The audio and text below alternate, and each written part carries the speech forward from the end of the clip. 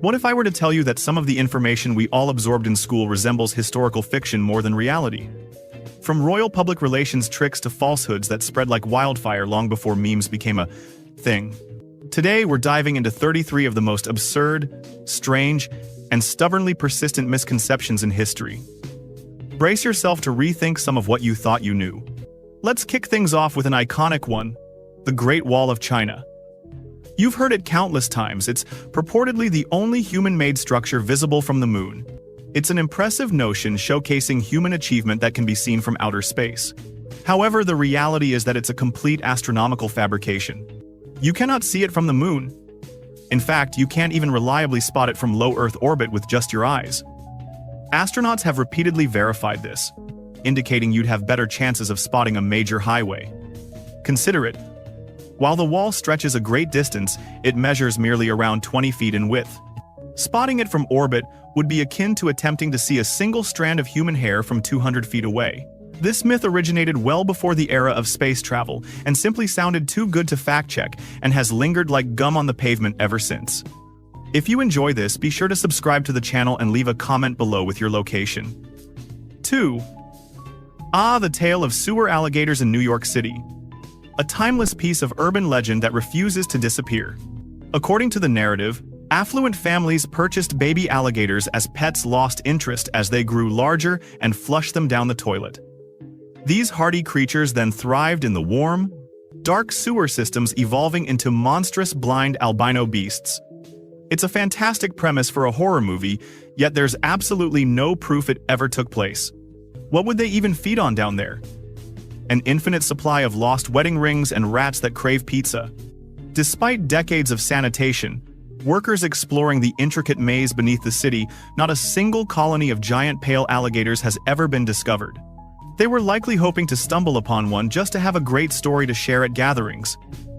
3. The Illuminati. The all-seeing eye on the dollar bill.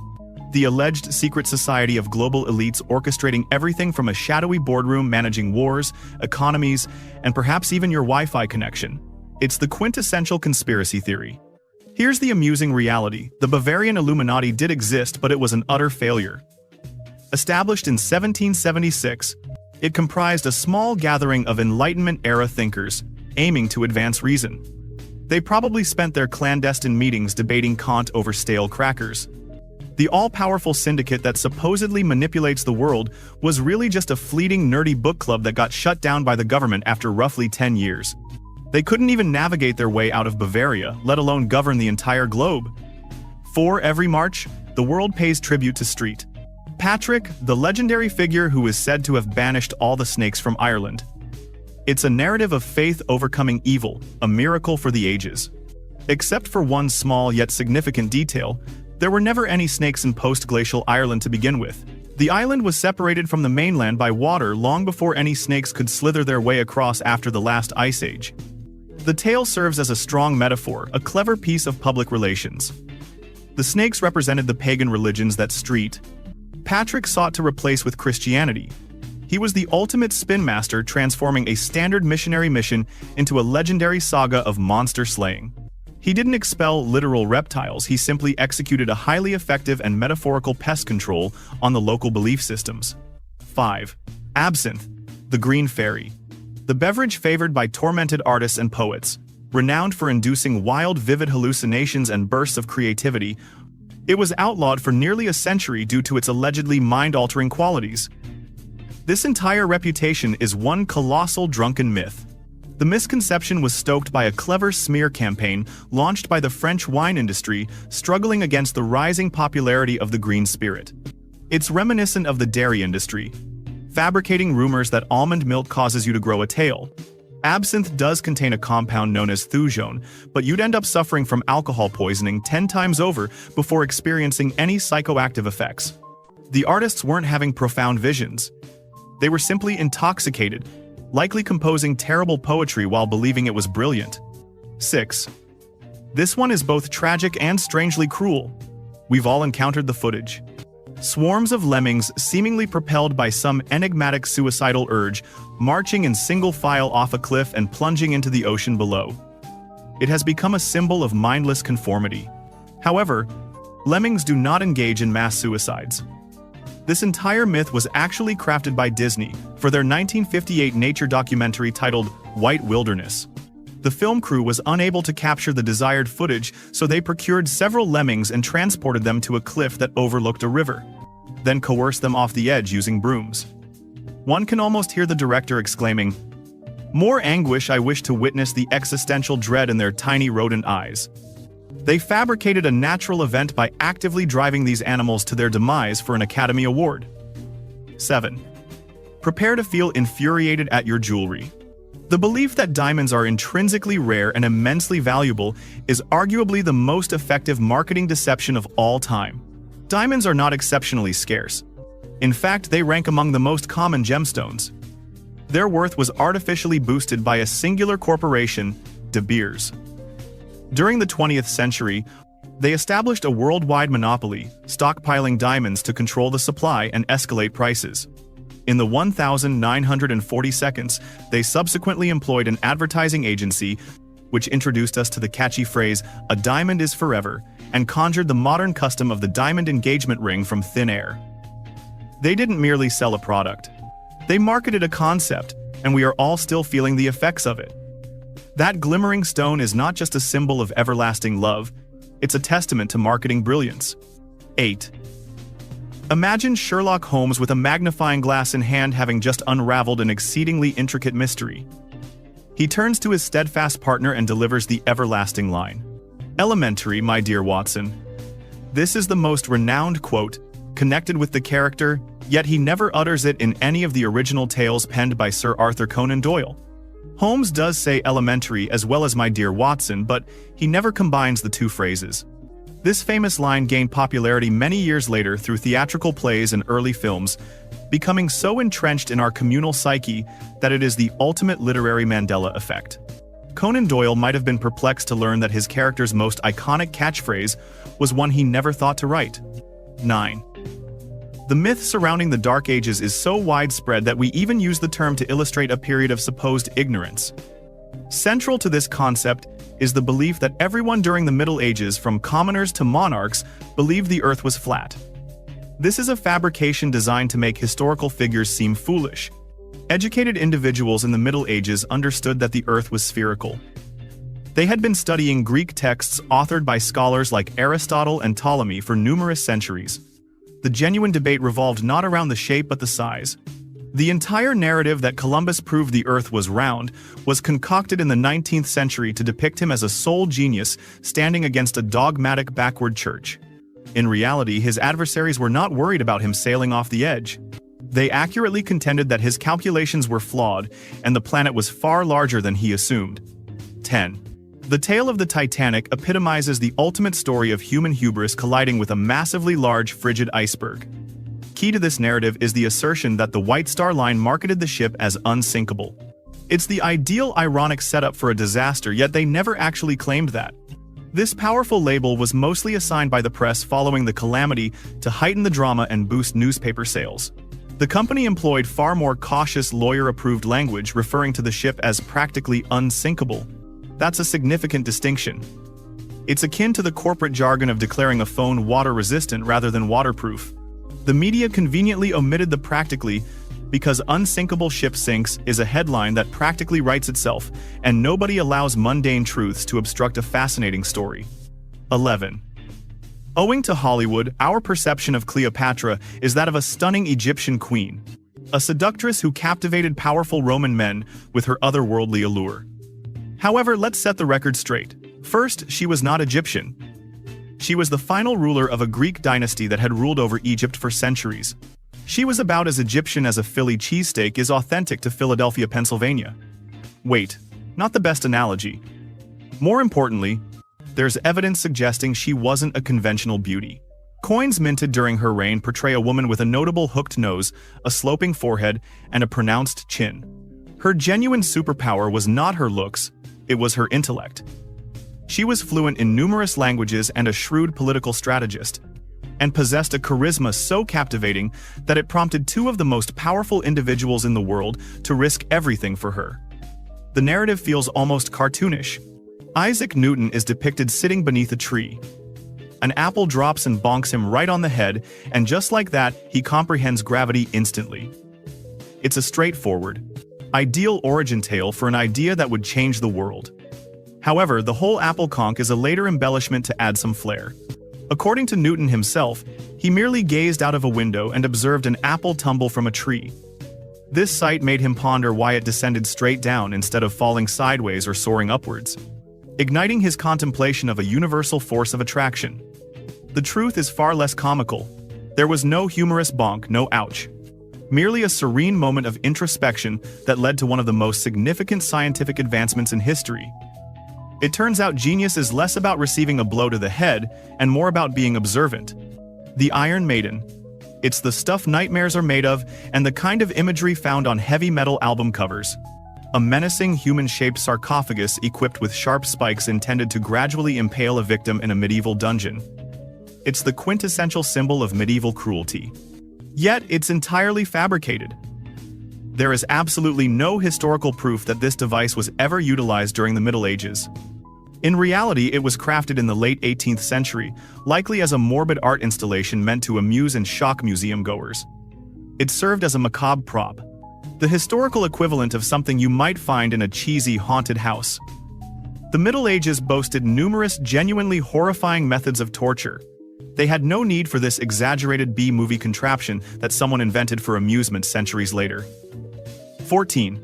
If you ask an American about the origins of baseball, you might hear the name Abner Doubleday, a valiant Civil War general who allegedly drafted the rules in a dirt field in Cooperstown, New York. It's a lovely all-American origin tale, and it's entirely false. The myth was concocted by a special commission in 1907 that aimed to find a purely American creator for the nation's pastime, specifically to negate its evident ties to the English game of rounders. They essentially selected a well-known deceased figure and attributed the whole thing to him. Doubleday himself never claimed to have invented baseball, and his diaries were filled with military concerns, not musings on bases and foul lines. America literally fabricated an imaginary inventor to win a cultural debate against the British. General Tso's chicken. That sweet, spicy, deep-fried mainstay found on every American Chinese takeout menu, it's supposedly an authentic dish from China's Hunan province, named after a formidable military leader from the 19th century. In reality, it's as authentically Chinese as a cheeseburger. The dish was conceived in the 1970s by a chef in New York City who aimed to craft something appealing to the American palate, which it seems involves frying it and slathering it in a sweet, gooey sauce. If you visit Hunan province and inquired about General Tso's chicken, you'd receive nothing but puzzled looks. The genuine General Tso likely spent his days enjoying simple regional foods, and would be completely baffled to discover that his legacy in America revolves around sticky battered chicken nuggets. The Trojan horse stands as one of the most ingenious military maneuvers throughout history. The Greeks, unable to breach Troy's walls, construct a colossal wooden horse, hide soldiers within, and present it as a gift. In a stunning lapse of judgment, the Trojans bring it inside their city and rejoice only to be massacred in their slumber. It's a remarkable tale of ingenuity triumphing over sheer force. The only issue is, it was almost certainly a metaphor rather than an actual horse.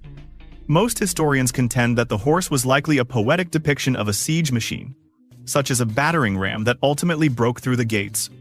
Alternatively, it might have been an earthquake instigated by the horse god Poseidon. The narrative within the epic poems simply sounds much cooler than saying they broke down the door using a massive log. 17.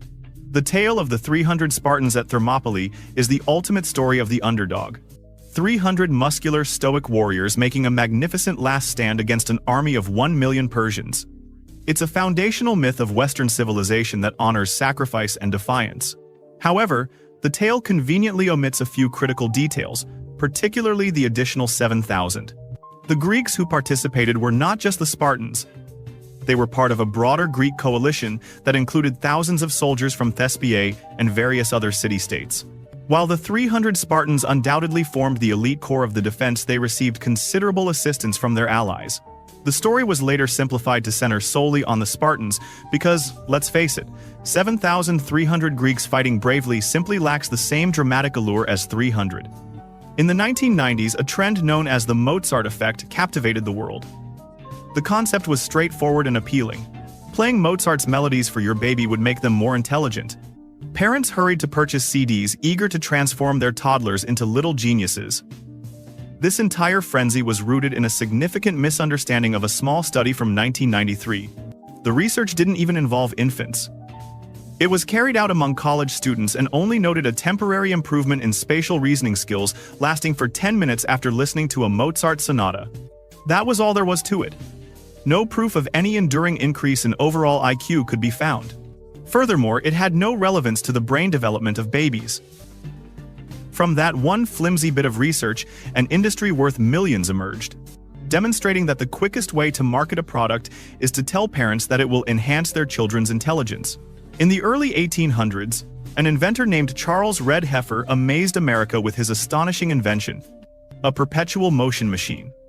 This device, which comprised an intricate array of gears and weights, was claimed to operate indefinitely without any external power, defying the very laws of physics.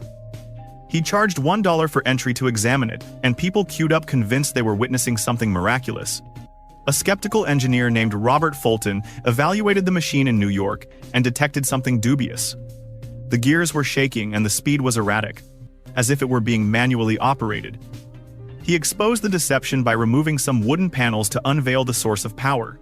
An exhausted old man was discovered in an upstairs room seated on a stool, operating a crank with one hand while nibbling on a piece of bread with the other. This was not perpetual motion, it was simply a low-paid laborer. When we think of art from ancient Greece and Rome, we often envision pristine, graceful white marble sculptures. The gods and heroes appear pure, timeless, and frankly somewhat bland. This depiction is a complete accident of history. In actuality, those statues were originally adorned in extraordinarily vivid, gaudy, and sometimes clashing colors. We're talking vibrant reds, blues, greens, and yellows covering every surface of these works, complete with painted irises, eyelashes, and perhaps even some overly flashy bronze adornments. The paint merely faded over the millennia, leaving behind the plain white marble. Renaissance artists who rediscovered these sculptures assumed they were intended to be monochromatic, thus giving rise to the classical white aesthetic. The ancients weren't minimalists. They possessed a color palette reminiscent of an entertaining music video from the 1980 seconds. Hollywood has created a very particular image of the American Wild West, depicting it as a lawless region of perpetual peril, where quick-draw showdowns in the heart of town were commonplace. Two hardened gunslingers, a dusty street, a tumbleweed, and a clock tower tolling noon. It's a thrilling visual, but it's almost entirely fictional. Organized high-noon shootouts were exceedingly rare. Most frontier towns actually enforced strict gun control, often mandating visitors to leave their firearms at the sheriff's office. Violent deaths were more likely to happen during a drunken brawl in a saloon or an ambush in a dark alley than in a formal duel. The glorified image of the gunslinger was primarily crafted by dime novels and later Hollywood because it is far more exhilarating than the reality of cattle theft and land squabbles. When you think of a cowboy, you likely envision a rugged white man like John Wayne or Clint Eastwood. This portrayal serves as a classic example of Hollywood's whitewashing of history. The truth about the American West was significantly more diverse. Historians estimate that up to 25% of all cowboys during the major cattle drives of the late 19th century were of African descent. Many were former slaves who possessed remarkable skills with horses and cattle, seeking a greater sense of freedom on the frontier. Additionally, a substantial number of cowboys were Mexican vaqueros, from whom much of the cowboy tradition was borrowed, including terminology, attire, and methods. The iconic American cowboy was not just one single hue. Including its terminology, attire, and methods was largely adapted. The legendary American cowboy was not simply one-dimensional. He represented a melting pot of cultures, and his genuine story has largely been removed from mainstream narratives. In the year 23, the tale is iconic. As flames engulfed Rome in 64 AD, the lavish and ruthless Emperor Nero was said to be on his palace balcony, heartlessly playing his lyre while his city crumbled to ashes. This paints the ultimate picture of a leader utterly disconnected from the anguish of his people.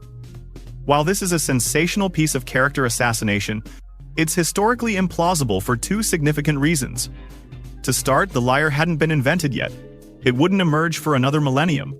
If he performed anything, it would have been a lyre far less theatrical. Furthermore, historical accounts from that era, including those of historian Tacitus, actually placed Nero in Antium, 35 miles away, as the Inferno initiated. He hurried back to the city to coordinate rescue efforts, using his personal resources to offer food and shelter to the homeless. This narrative was likely propaganda propagated by his political adversaries. In the year 24, the Middle Ages often receive undue criticism for being an era filled with filth and squalor, depicting individuals who spent their entire lives without so much as a bath. We envision peasants coated in mud and nobles merely masking their odors with perfume. Although their standards of hygiene were certainly not aligned with today's obsession with cleanliness, this depiction is a blatant exaggeration. People did engage in bathing. Most towns boasted public bathhouses, and bathing was a popular social event until later plague outbreaks instilled fear in people about them. Individuals utilized soap made from animal fat and ash, and they grasped the fundamental idea of washing their hands and faces. They weren't showering daily with fragrant body wash, but they also weren't the walking health hazards we often envision them to be. In the year 25, we have all been informed of the grim statistic that the average life expectancy during the Middle Ages hovered around 30 years. This portrays a brutal world where everyone was regarded as ancient by their late 20s. However, this statistic is a classic illustration of the deceptive nature of numbers. The average was significantly lower due to an extraordinarily high infant mortality rate. A large number of children perished before reaching their first birthday due to illness or malnutrition. If you managed to endure childhood and reached your early 20s, your chances of living to a respectable age of 60 or even 70 were fairly decent. That is, unless you fell victim to a senseless war or succumbed to an infected tooth. The world wasn't filled with youngsters facing midlife crises. Rather, it was simply a perilous place for infants. In the year 26, the Spanish Inquisition is infamous for being one of history's most horrifying and brutal institutions, synonymous with cruel torture and mass executions. Just uttering its name conjures images of dungeons, stretching racks, and hooded figures joyfully tormenting their victims. While the Inquisition was certainly a dark and suppressive entity, its actual employment of torture has been wildly overstated. Often fueled by Protestant propaganda from rival nations such as England and the Netherlands. In truth, the Inquisition's own regulations limited torture sessions and mandated a medical professional be present. Secular courts of that era were typically far more brutal and employed torture far more often and with much less oversight. It may sound peculiar to say it, but if you were accused of heresy in the 16th century, you were likely better off facing torture at the hands of the church rather than the state. In the year 27, when Howard Carter opened Tutankhamun's burial site in 1922, he unleashed not merely ancient treasures, but a media sensation surrounding the curse of the pharaohs. The narrative goes that anyone who disturbed the young king's eternal slumber was fated to meet a mysterious and dreadful demise. The legend gained momentum when Lord Carnarvon, the sponsor of the expedition, died due to an infected mosquito bite just a few months later. Newspapers exploded with excitement linking every subsequent death of anyone even remotely associated with the excavation to the pharaoh's curse. Yet when one examines the actual figures, it reveals itself as a total myth. A study later identified that the expedition members had a mortality rate that was perfectly normal. Howard Carter, the very individual who famously unsealed the tomb, continued to live for an additional 17 years. The so-called curse was merely an imaginative tale crafted by journalists to boost newspaper sales. A Message to Garcia, penned in 1899, is a brief essay that has served as an essential guide for corporate and military training for well over a century. The narrative centers around a courageous American soldier tasked with delivering a crucial message to a Cuban revolutionary leader who, without posing a single question, navigates every hurdle to accomplish his mission. It has long been celebrated as the quintessential example of initiative and dedication to getting the job accomplished. The issue, however, is that the heroism portrayed in the tale is largely fictional. The actual mission was far less dramatic, with the soldier, a lieutenant named Rowan, receiving ample assistance along the way. Elbert Hubbard, the author of the essay, composed it in merely 1 hour to promote his magazine and occupy some blank space.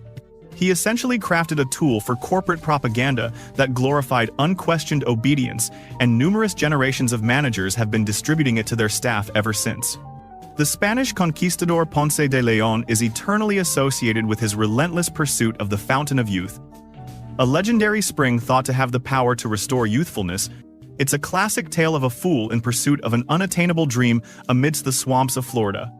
But this entire narrative emerged after his death. Ponce de Leon's own writings, along with official expedition reports, never once reference a fountain of youth. He ventured into Florida for the same reasons as other conquistadors, seeking gold, claiming land for Spain, and perhaps converting a few indigenous people. The fountain narrative was later concocted by rival historians, aiming to portray him as a naive old fool. In reality, he was a ruthless colonizer, not a deluded individual in search of a magical rejuvenation treatment. Dan Brown's The Da Vinci Code revealed the Priory of Sion to millions, a clandestine organization purported to have safeguarded the bloodline of Jesus Christ for centuries. The novel depicts it as a genuine ancient society featuring illustrious members such as Isaac Newton and Leonardo da Vinci. Without a doubt, this represents one of the most significant historical frauds of the 20th century. The Priory of Sion was actually conceived in 1956, not in 1056. This fictitious society was the brainchild of a French con artist named Pierre Plantard, who yearned to claim descent from French nobility. He fabricated a collection of documents, concealed them in the French National Library, and duped several authors into composing books about his invented secret society. It was a sheer fantasy that Dan Brown transformed into a worldwide bestseller. The narrative surrounding William Tell is considered the national myth of Switzerland. A tyrannical ruler compels the master archer to shoot an apple off the head of his own son using a crossbow. Tell successfully makes the astonishing shot, but discloses that he had a second arrow prepared for the tyrant, had he harmed his son, igniting a rebellion that ultimately led to Swiss independence. It is a story of extraordinary valor and skill. Sadly, there is absolutely no evidence to suggest William Tell ever existed. The story belongs to classic folklore, with similar narratives appearing in the legends of other countries like Denmark long before the Swiss tale was recorded. It serves as a powerful founding myth, a compelling story reinforcing national identity, but it is not grounded in historical fact. It resembles the medieval version of a superhero's origin story. The Japanese banzai charge during World War II has been depicted in numerous films and literature as a fervent, nearly mindless suicide human wave assault. The prevailing image is of shouting soldiers driven by almost cult-like fervor, rushing recklessly into a barrage of gunfire. This portrayal fundamentally misrepresents the tactic. A banzai charge was not the initial tactic. It was the absolute final gambit. It constituted a last desperate, all-or-nothing strike mandated only when a position was entirely untenable. Supplies had been exhausted, and the choice lay between being annihilated by artillery or launching one last frantic charge against the adversary. This tactic was a decision made from desperation, not simple-minded fanaticism. It represented a means to inflict maximum harm in a dire situation where death was already inevitable. It stands in stark contrast to the irrational death wish it is often depicted as. In films, a duel invariably begins with a dramatic gesture. A man feels insulted and angrily flings his glove at his adversary's feet. The glove is then picked up, marking the commencement of the duel. It's an excellent piece of cinematic shorthand. In truth, although the act of casting down a gauntlet was rooted in medieval customs by the time of pistol duels during the 18th and 19th centuries, the environment was considerably more bureaucratic and considerably less dramatic. Difficulties were communicated through formal, courteously phrased letters delivered by an intermediary dubbed a second. This initiated an entire series of discussions among the seconds who would endeavor to reach a peaceful compromise. The duel served as an absolute final option. The proceedings were less about impulsive bursts of emotion and more focused on adhering to a strict, almost legalistic framework. It was a lethal affair enveloped in layers of courteous documentation. It turns out that history resembles a collaborative project where half of the team fabricated information while the others failed to verify facts. So, which of these fabrications would you choose to retain merely for the sake of making history more enjoyable? Share your thoughts in the comments. And if your mind feels a tad deceived yet highly amused, please give us a thumbs up and share this with history enthusiasts who would appreciate this material, and subscribe while activating the bell icon to ensure you don't overlook the next installment of this fascinating, tumultuous history. We appreciate your viewership. Until next time.